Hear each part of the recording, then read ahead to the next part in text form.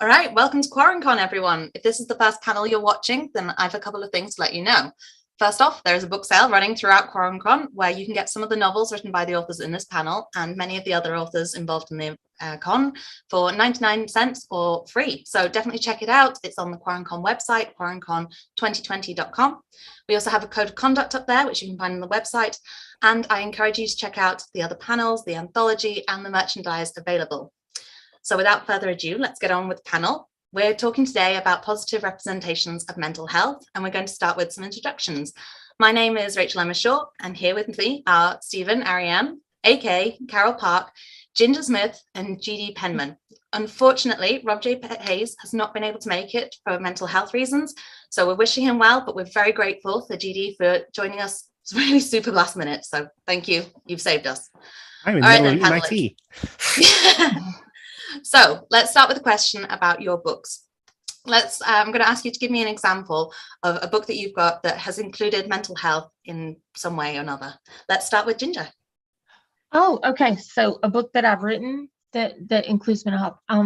My book, The Rush's Edge, is about two ex-soldiers who are now out of service and they're salvaging, and some things happen to them.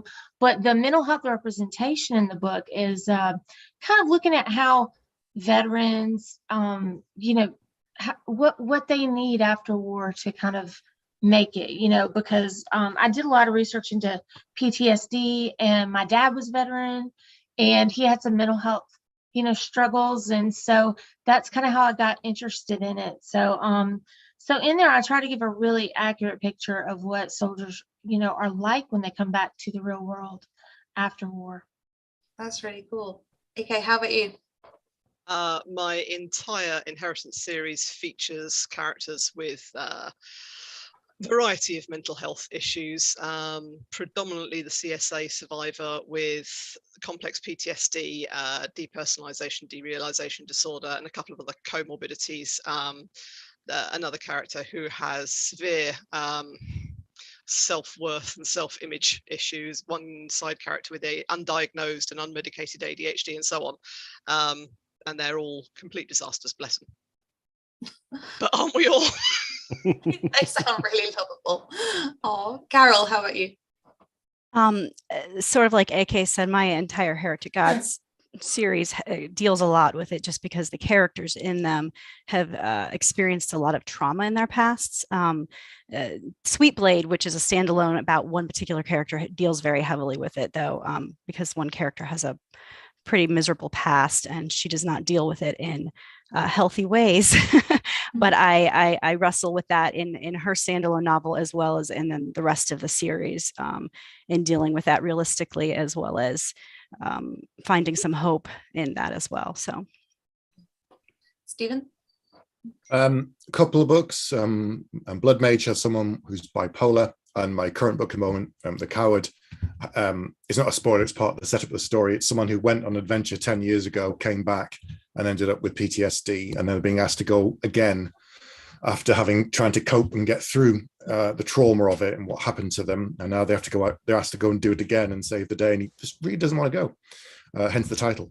But it's all about exploration about heroism connected to post-traumatic stress of coming back from war and soldiers and what it happens, but set within a fantasy setting. Seeing a PTSD theme as well here that we might have to go into a bit later on. On GD, how about you? Yeah, I'm a crazy person in real life, so of course all my characters are inflicted with the same problems. Try to think specifically. My Witch of Empire books deal with a bit with the PTSD.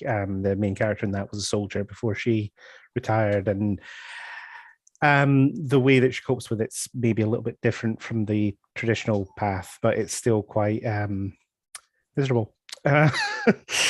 I've also got the main character in my Deepest Dungeon books not suffers from it. He's definitely on the autism spectrum, but as a result, he's quite depressed. And it's that one's more focused on him being in the wrong place rather than him being the wrong person, if that makes sense.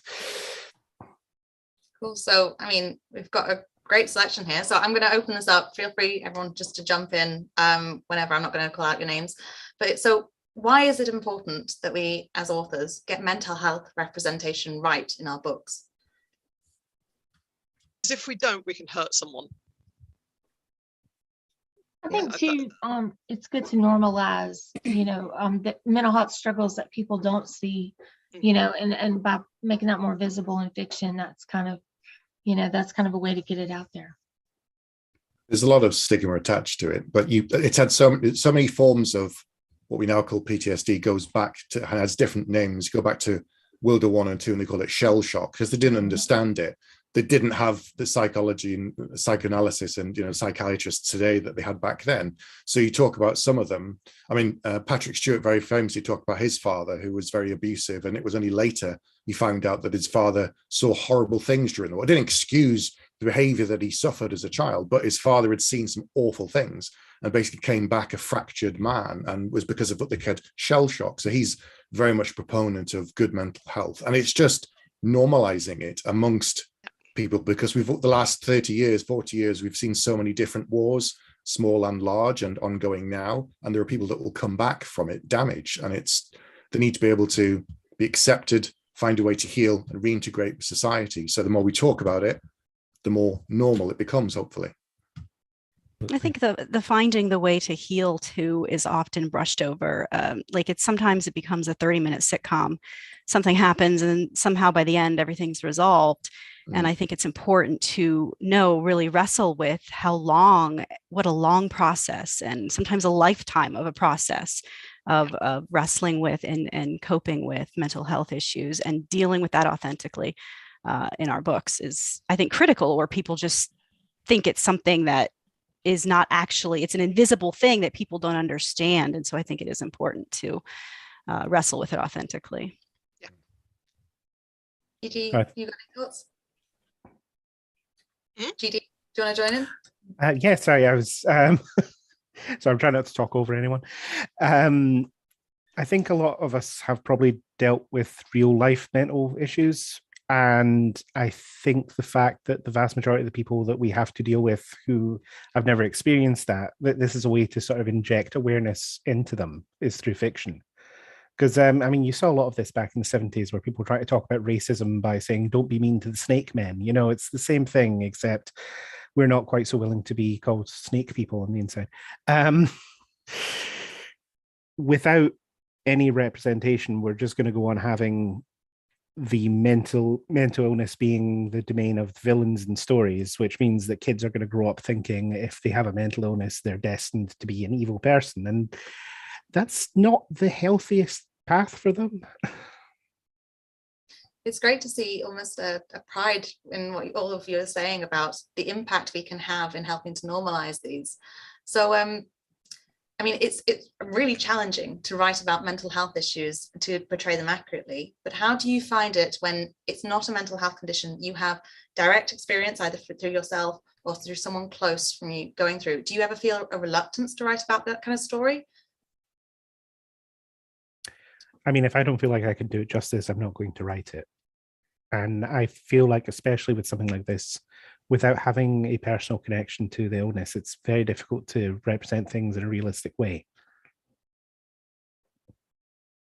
Coming from a slightly other direction, I'm writing about characters whose symptoms may be similar to issues I have, but whose conditions do not match them. So, for instance, I am on the spectrum, so to speak, and I have unmedicated ADHD. So I'm a barrel of laughs, and I am able to disassociate at will, because the ADHD just means if I choose. If I find something incredibly boring, I can just switch off and I can wake up in 4 hours time with no idea how I got there. Everything was fine. The time has passed. Everything is fine.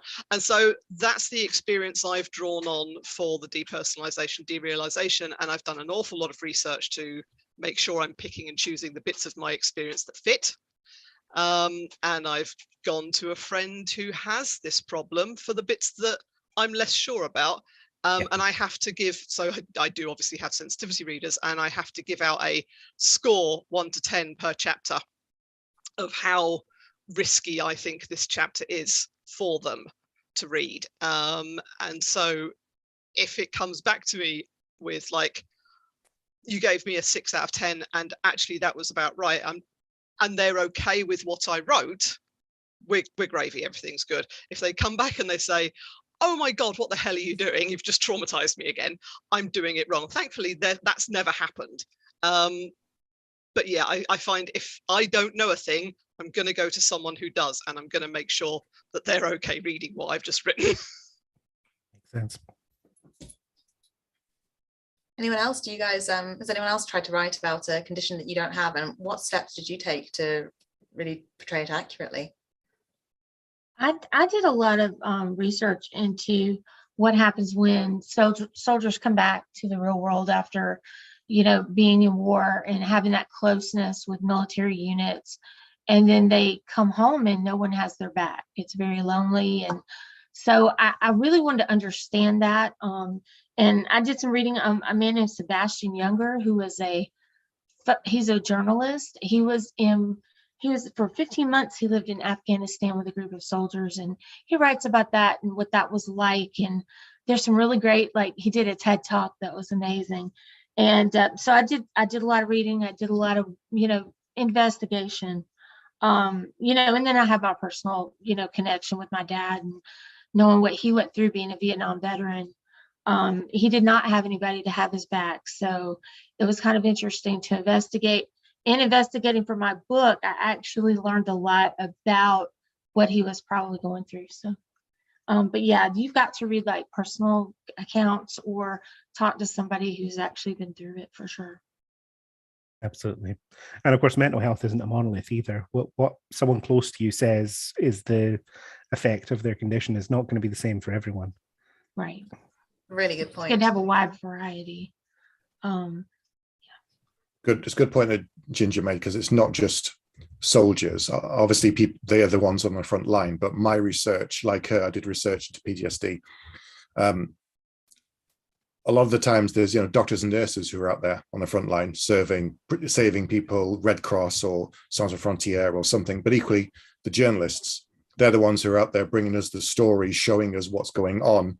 And I spent time with and read the biography of a journalist who spent 10 years in the Balkans, so Serbia and Czechoslovakia as it was then, Hungary, and even Ukraine.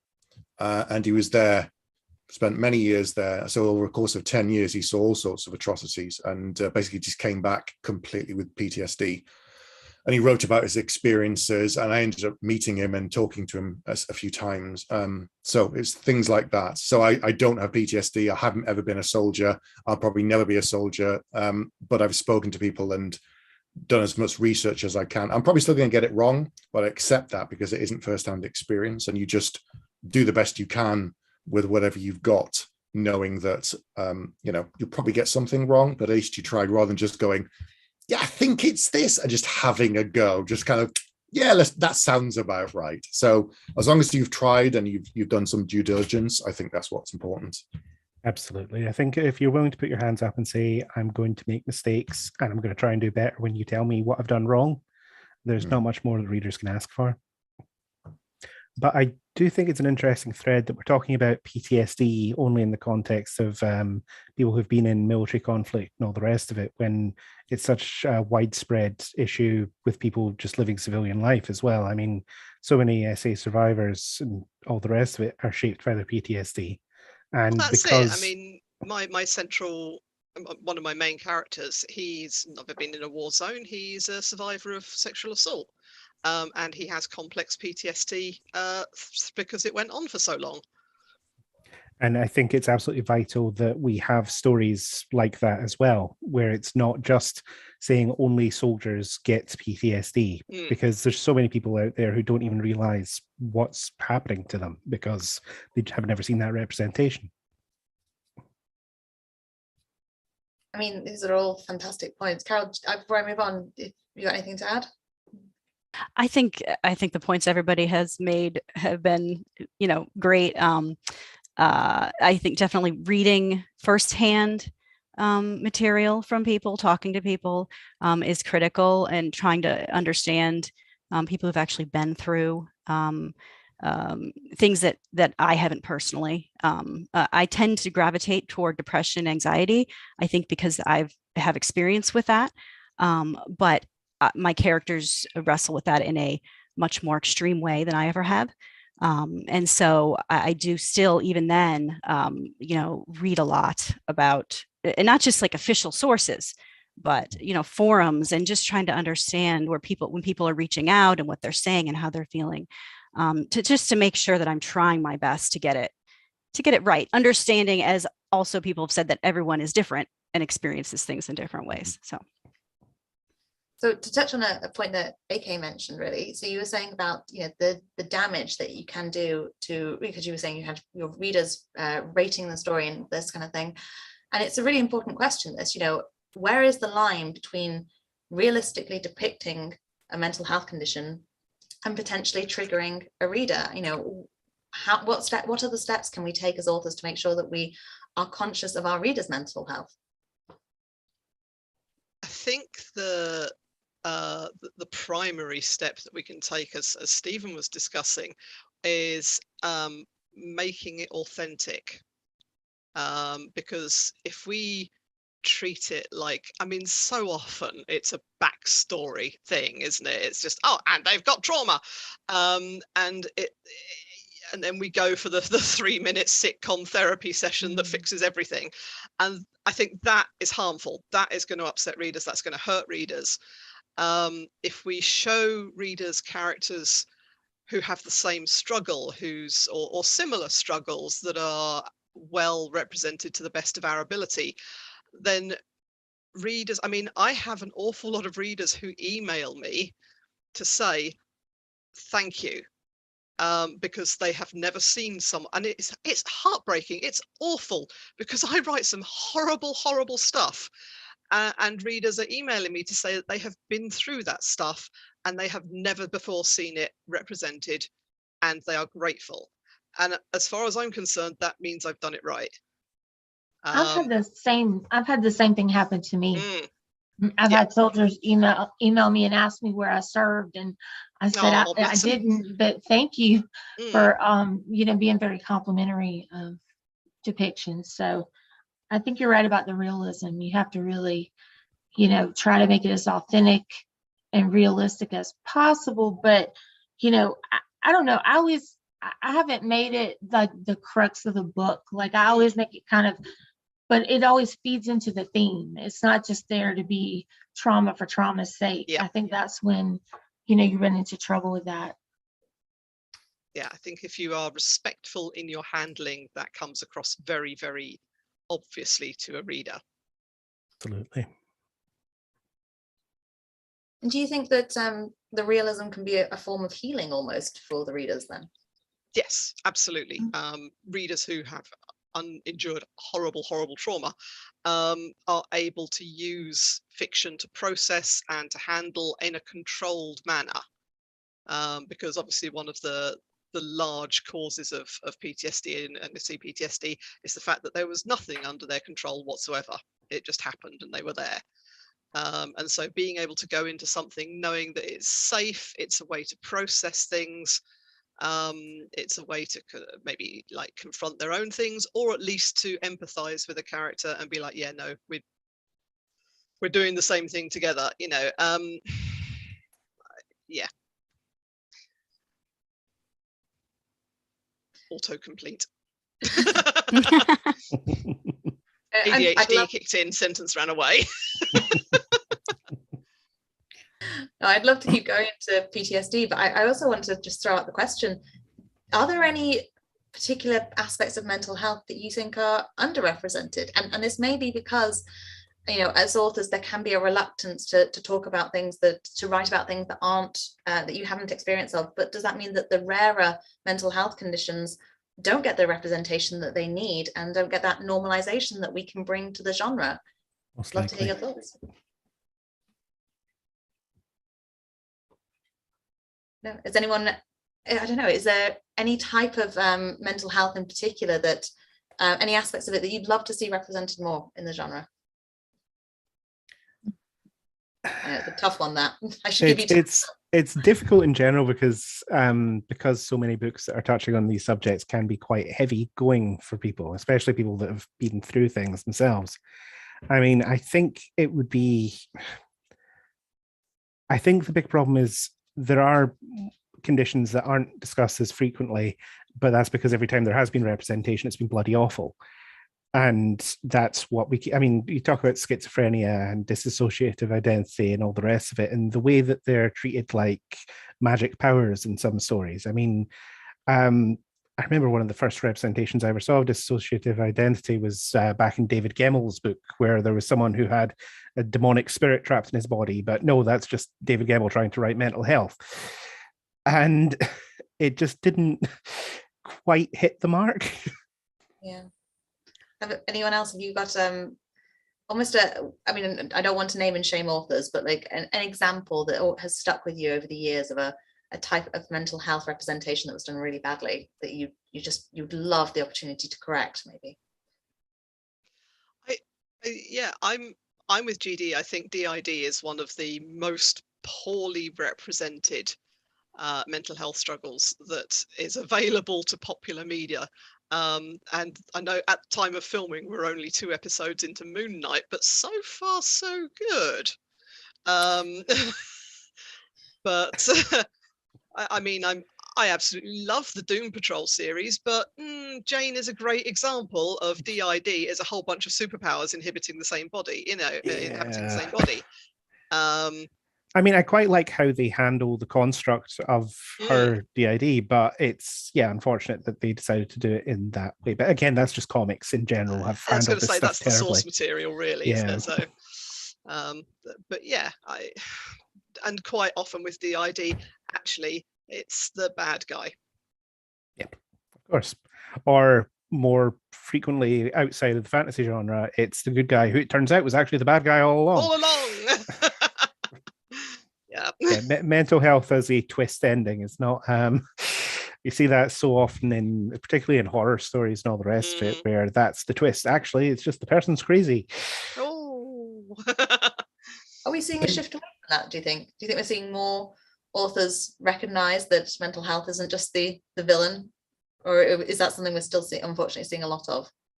I think we're still seeing a hell of a lot of it. I mean, we're definitely getting a pushback, but that's only because with the advent of the internet, people are getting more of a voice where they can actually, throw tomatoes at the bard in the town square again. We've had years and years where anyone could say anything that they wanted in fiction and have no pushback, and now we're actually getting a response. Carol, Stephen, either of you got any bad examples? Or I mean, also, if guys, I saw once Brandon Sanderson, I think, owned up to, I think it was depression, or there was one aspect of mental health. He was like, no, I realized my representations didn't used to be good. I'm going to fix that in the next books that I'm putting out there. So is there anything from your own works that you're like, actually, I want to improve that as well? Doors open here. No, I'm brilliant.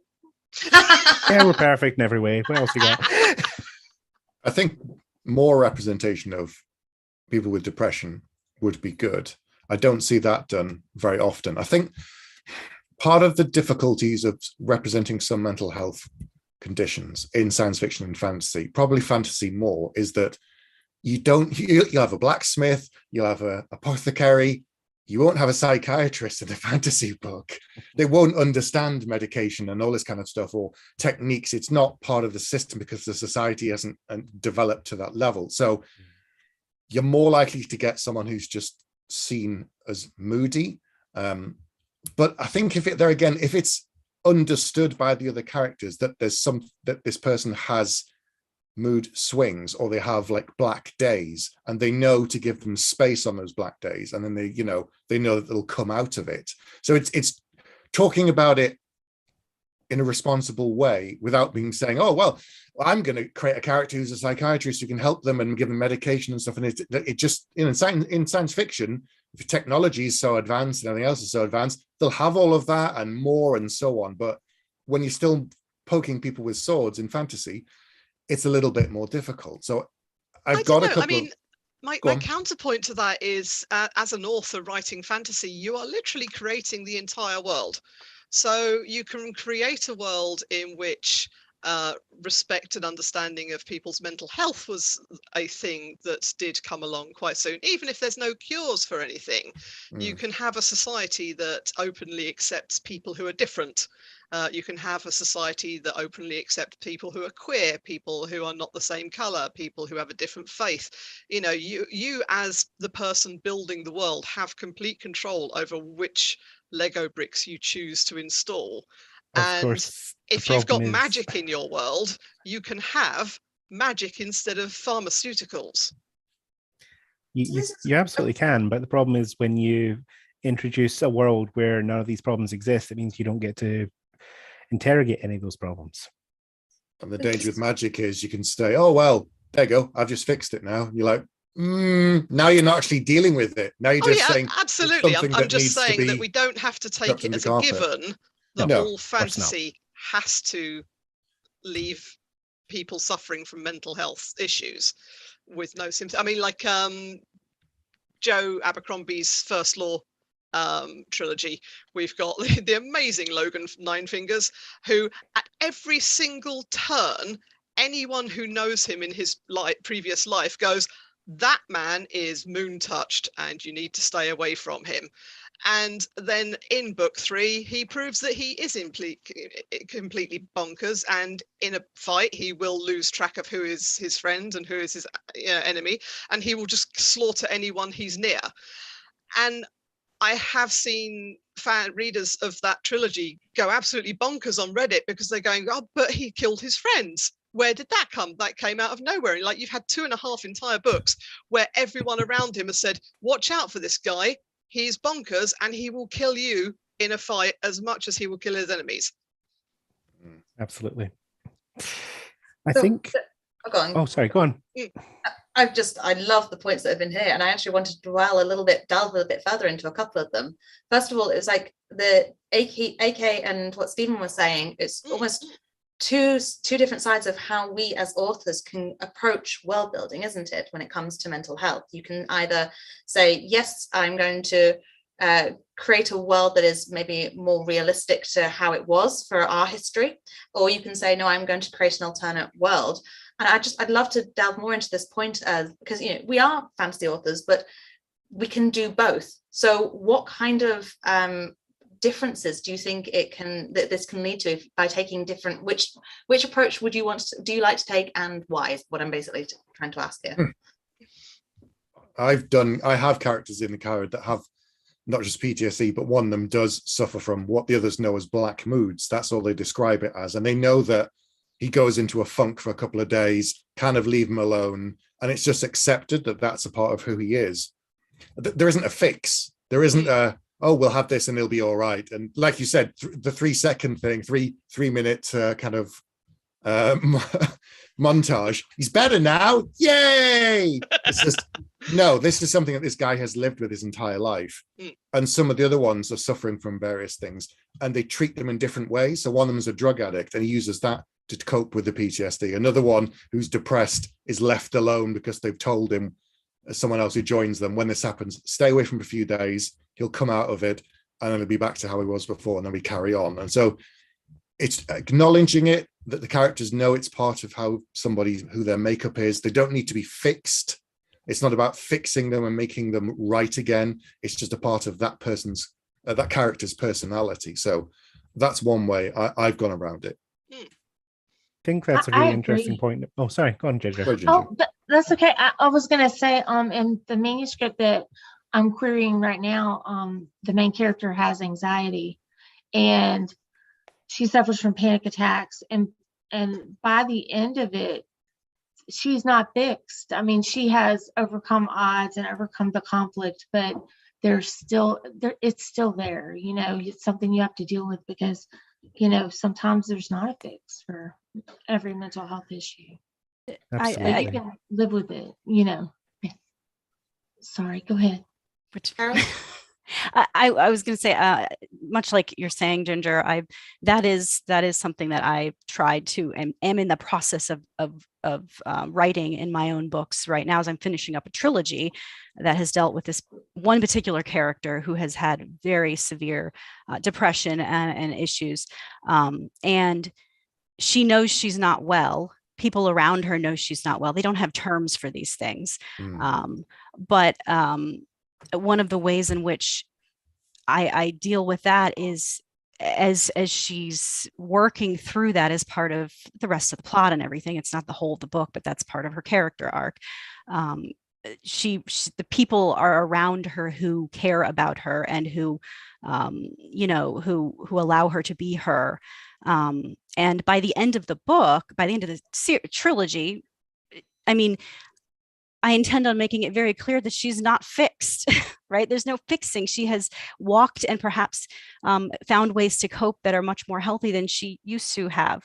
But she's not fixed. It doesn't just magically disappear at the end. And I think that's important. Like you said, I think that is important because it's not just a magic pill. Or unless you do have a magic pill, I guess, in fantasy, you could. Though I don't know that that would be helpful for what we're talking about. So that's my partner tells me not to mention this, but I do. And I know everyone loves Spider-Man, the latest film, and I loved it too. But it really upset me when there was a magic fix at the end for all of the severe mental health issues that the villains were going through. And I just thought, this is not a fair representation to people in the audience. And I had just lost a friend at that time, so maybe I was extra sensitive about it, and wrong time for watching the film. But for someone who had been suffering their whole life long with the knowledge that there wasn't a cure, there wasn't a magic cure that would make it go away, and then this film was just there being like, oh, magically all better, fixed it. Yeah. And I think this is a very, it's endemic within Marvel storytelling. It's always been in the comics and it's still in the films. It's a fairly libertarian system in that everyone who gains some sort of power uses it to help themselves and the people they love. But they never make any systemic changes. They never approach the systems that made these. Tony Stark never uses his money to wipe out student debt. You know, Spider-Man never uses his scientific acumen to cure cancer. You know, the things he's developed to cure these people's mental health problems, he doesn't then take to a pharmaceutical company and go, I've come up with these things, they could help someone. Do you want to go and put them through FDA approval? Do you want to test them on willing subjects? He just goes, I've done my thing, bye. And so don't get me wrong, I love Marvel movies. I will pay to see all of them. I'm busy watching Moon Knight. But do you think that's an example of how it could be the choice of the author then to focus on? Because I mean, you could write a Marvel movie saying we're going to try and fix people's mental health, you know, and then that becomes the plot of the story. And we as authors are all making those choices with the direction of our own plots. So do you think that it's becoming more and more apparent when authors are choosing to take mental health seriously and to tackle that as a plot in their stories? I think the problem is a lot of people from the 80s on probably thought they were tackling it seriously. They thought, here is a problem that the character is facing, therefore for the book to end it must be resolved. I know, we'll have an epiphany and suddenly everything's fine. Yeah, I mean, that's good old three-act structure. You introduce the problem evolves, and then you fix the problem. Exactly. I think that does. Oh, go ahead. Keep it. No, go on. No, go. I think that does occasionally. I've seen this comments in other books, and then sometimes that actually there's a balance, because I think sometimes, even though as authors we're trying to do this thing, I think sometimes that can try the patience of readers who just want to read the story. And here you are, oh goodness, this character's doing this thing again. And I'm like, well, yeah, because that's actually what would happen here. It's not magically fixed overnight. And some readers, I think, appreciate that and really love that. And then there are some who just want the swords and magic and action, and they're no patience for that kind of thing. So, and in the case of authors, I think we say, well, that's probably not our target audience, and if that's the kind of stories, we're trying to tell. So. Yeah, there's the difference between readers who read a book on the surface and go, that was a fun adventure. You're like, yeah, but is that all you got from it? That's the only thing you got? Okay, I'm glad you bought the book. Feel free to buy the next one, though. Buy the next one, but don't tell me that's all you got from it, because that's all you did. All right, but you basically you surfed across the book, you haven't really gone under the water and looked at anything or explored it. But some readers do that. I think part of the problem is there's so many books coming out, there's so much material, there's so many TV and films. Consume, so yeah, burn through the book, get next book, get next book. That's my to read, pal, you know. But I actually read books probably because I've always done it, but I think about them as I go along and so on. But some people don't. They just read the book. That was fun. And it has to be something quite shocking or different to stick with them, to make them think about these things. Maybe years later it'll come up in their brain. Sometimes it just doesn't. They just skate across the surface and just never go underneath and see what it's actually about, which is kind of depressing as a writer. I mean, I've lost readers at book 3 in this series because apparently the revelation about the sexual assault came out of nowhere, completely unsignposted. That's worrying. And you know, whereas the majority of readers have gone, no, it's right there in book 1. It's literally in the introductory chapter of this character. Every single time, you know, there is always a clue that something is wrong and there is a reason, and you know, and it is quite interesting. I think that's a vast difference. Again, that's people who are reading for entertainment and people who are reading because they have been ensnared by something, you know, something has resonated with them. Yeah, it's quite an interesting duality of readers. I mean, you can get both. I mean, I always assume that my readers are more intelligent than me, so they'll pick up on the cues. Some do, some don't. But then again, you know, someone will go in just thinking for a bit of adventure and find something else, which is good. I'd like that to happen. It does happen sometimes. Again, you can't please all readers. You can't please everybody, so I don't try. If they enjoyed it, great. If you get extra stuff from it, good. That's even better. That's the most rewarding thing. People say, oh, I never want to write to my favorite author and tell them I enjoyed their book. I'm like, no, do. We want to hear, not just, it was great. That's moisturize nice, me. But it's like, you know, this resonated me. I found this character, you know, their problems felt like someone I could relate to because I've gone through something similar.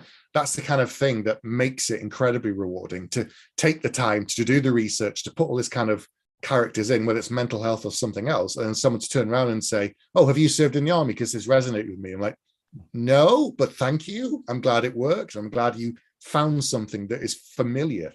So that's rewarding. Absolutely. And I think it's interesting as well, the people who are reading the books just on the surface are probably the ones that would benefit the most from actually absorbing the message. And that's very much part of my philosophy when I'm writing these books. Yeah, you have a fun adventure, but you've got to sneak something a little bit more profound in there, so maybe someday it'll click. Maybe. Very good point. Do you find that also, by the way, okay, I loved your sneaky Cassandra Doctor Who reference there. That really tickled me. So do you find that particularly about the subject of mental health, because I'm similar to you guys, all my books, they feature very heavy on the mental health thread.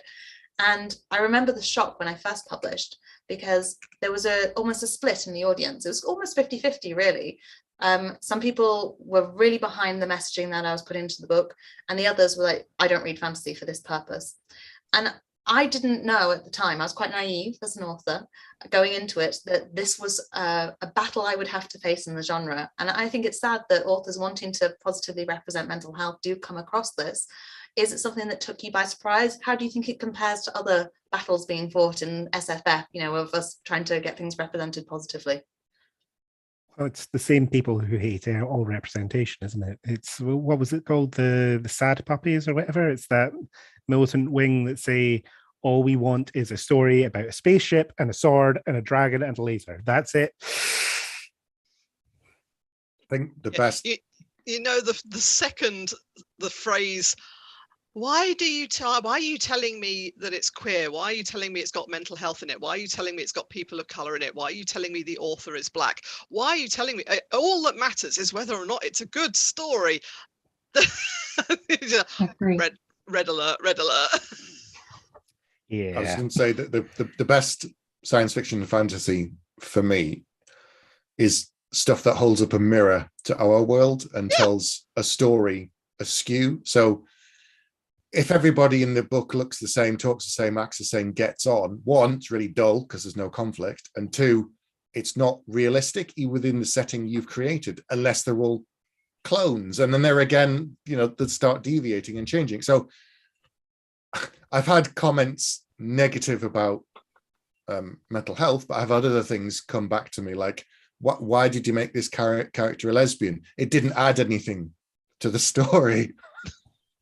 I just didn't know what to do with that, really. I just thought, have you been out the road? Have you met people in the world? Sorry, being a lesbian didn't add anything. Some of them might be gay. Oh, the horror. I just yeah. Love it. Anything that people just get uncomfortable with. Maybe because they're not familiar with it. Okay, that's fine. That they need to learn about this. But if they're not living in the real world, I don't know what they do. Like, are they shut in? They just never leave the house. Here's the thing I find genuinely fascinating is we especially in white Western society, we have an idea of what is normal. And I think what we as writers can do is gently probe the fact that nobody is normal. Absolutely nobody. There is literally nobody in our close family circles, in our extended friendships, and everybody has something going on. It might be a mental health issue, it might be a physical health issue, it might be grief, it might be, it could be work stress. Everybody has got something going on. And I think tackling the idea of normal is basically our job, especially when we're choosing to write fantasy to do it with. Absolutely. Normal is just the standard that we're all meant to hold ourselves to. Mm-hmm. And we all know that holding ourselves to impossible standards is never a good thing. Good way to damage your mental health, in fact. Go on, Carol.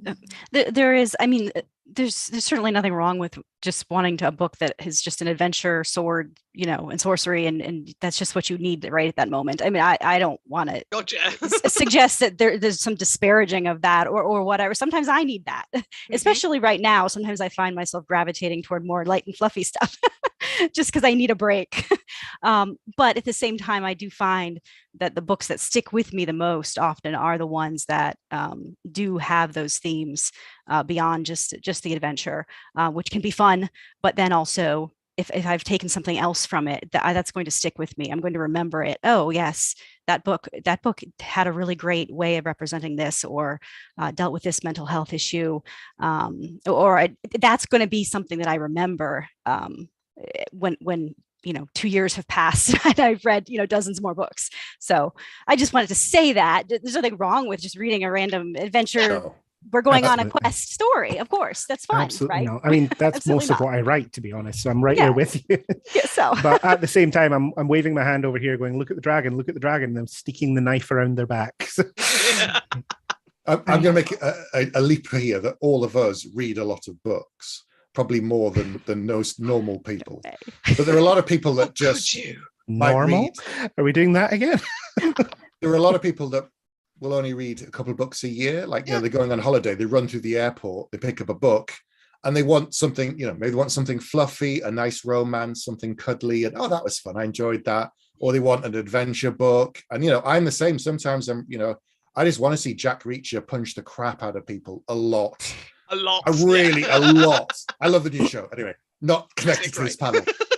But sometimes I just want that. I know films are the same, and TV, I just want that sometimes. But as Carol said, the books that stick with me are the ones that might be good fun adventures, but have a bunch of other stuff going on in the background.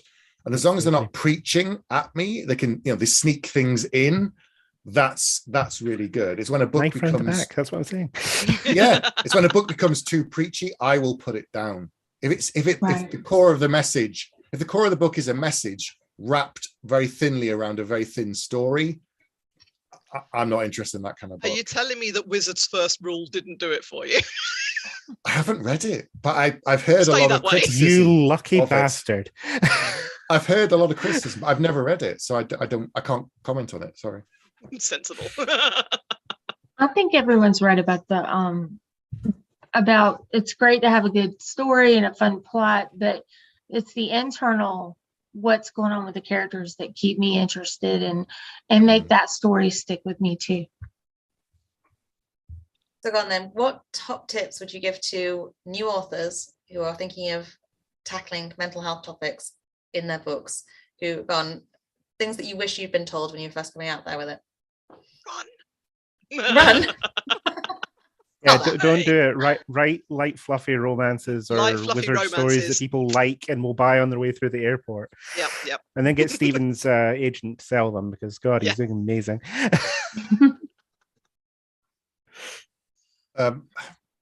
Acknowledge that whatever you do, whatever you write, mental health or something else, you'll get comments and criticisms about it. One, from people who don't want to see it, and two, say you got it wrong.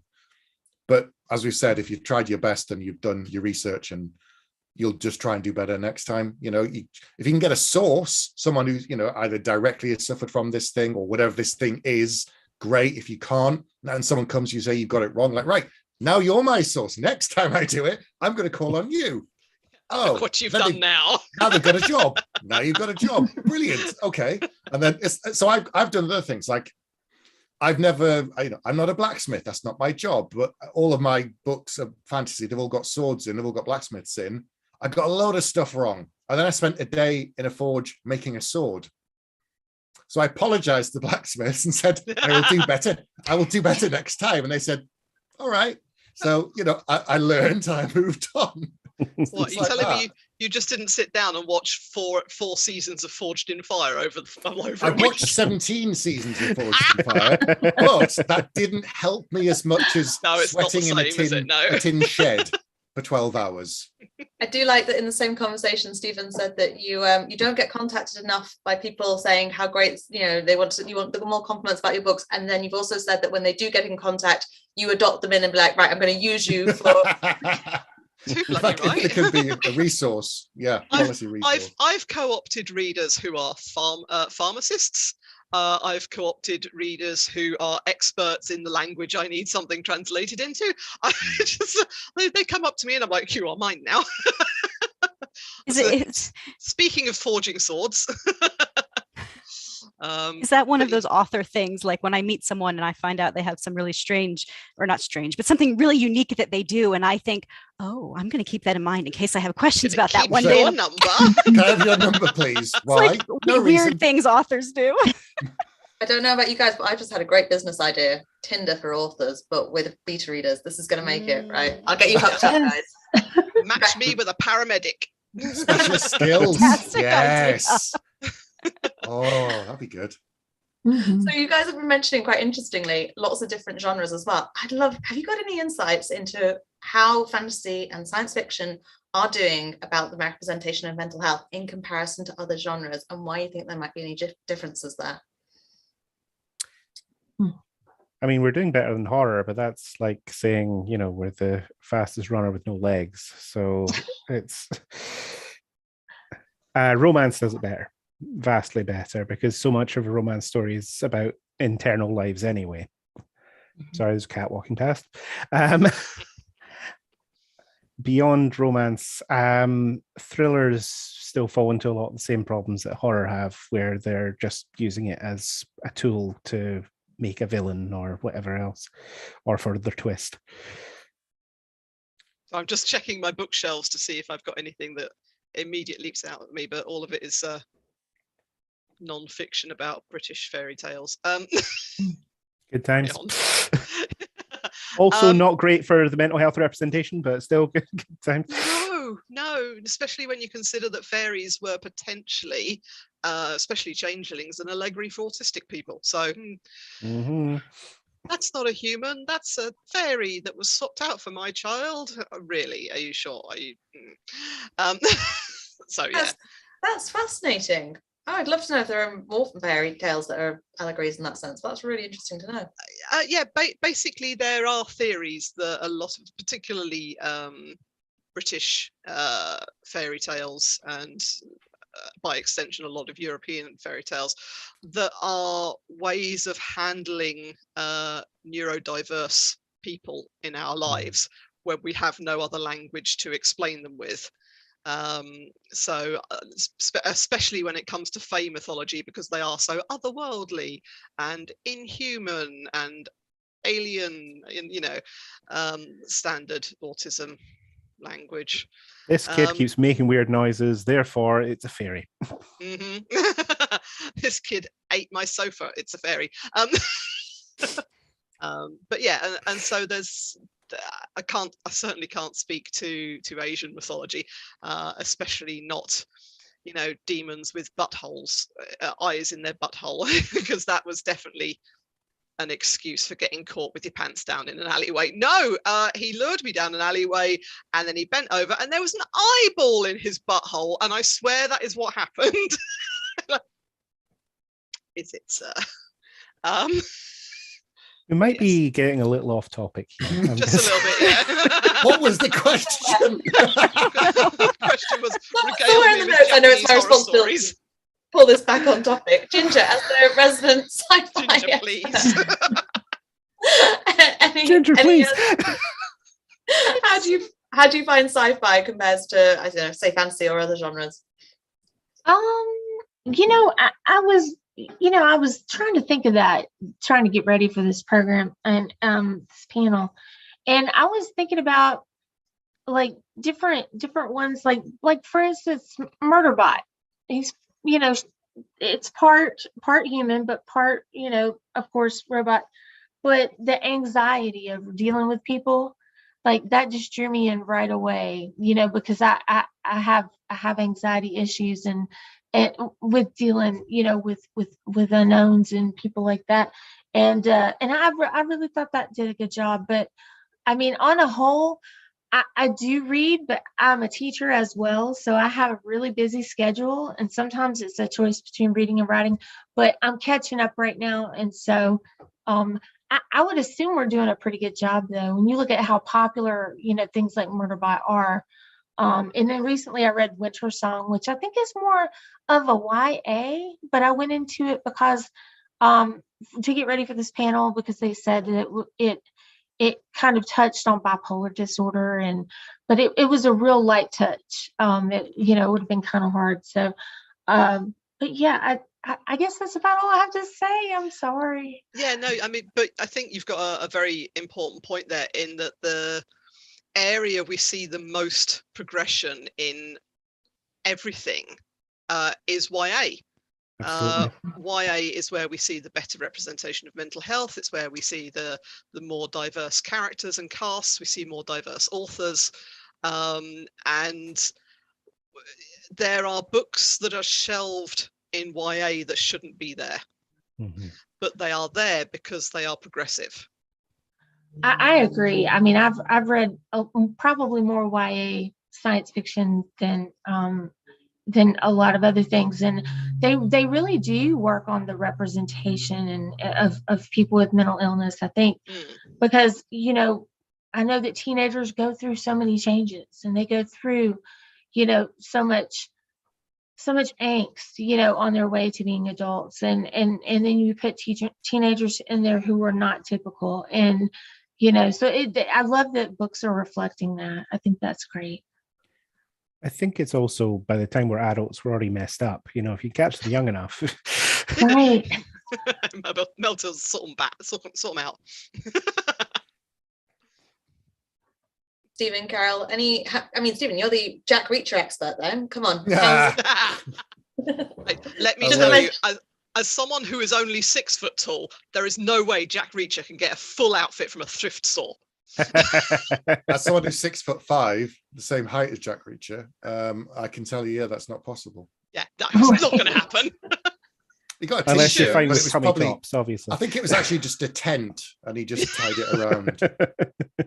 That'll do. I don't think there's a lot of time for that kind of thing in those adventure books. I think they're all about pace, action, go, do stuff. So, I don't see a lot of that kind of thing. But to be fair, given that the character Reacher is a soldier and he served in a unit, and there's lots of other people out there, and they're all scattered, and some of them have all got problems. So, but there again, it goes back to PTSD. So it's a familiar thing in terms of soldiers' PTSD. It's not something that other things that we've talked about today. It wouldn't really be touched on, I wouldn't think. But that's because of the situation rather than the genres itself. I can't talk about thrillers as a whole, or action books.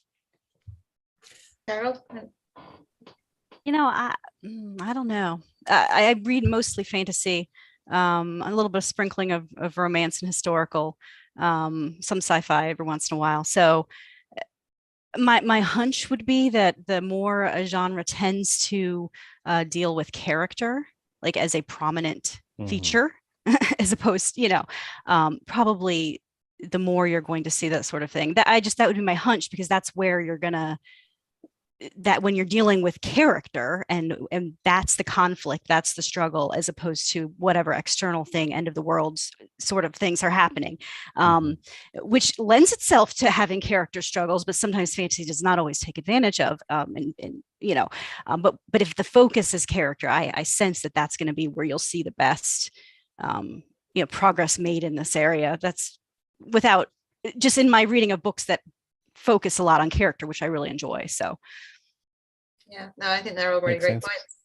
Well, we're getting close to time for the panel, so before we finish, because I've had the 5-minute warning and I'm determined not to go late. It's my first time moderating, so I'm very on it with so I'd love for each of you to tell me a bit about one of your books that you would recommend for people who are really interested in reading a book that does positive representation of mental health. Please go wild, talk about your books for a bit. And Ginger, do you want to start off? Oh, okay, great.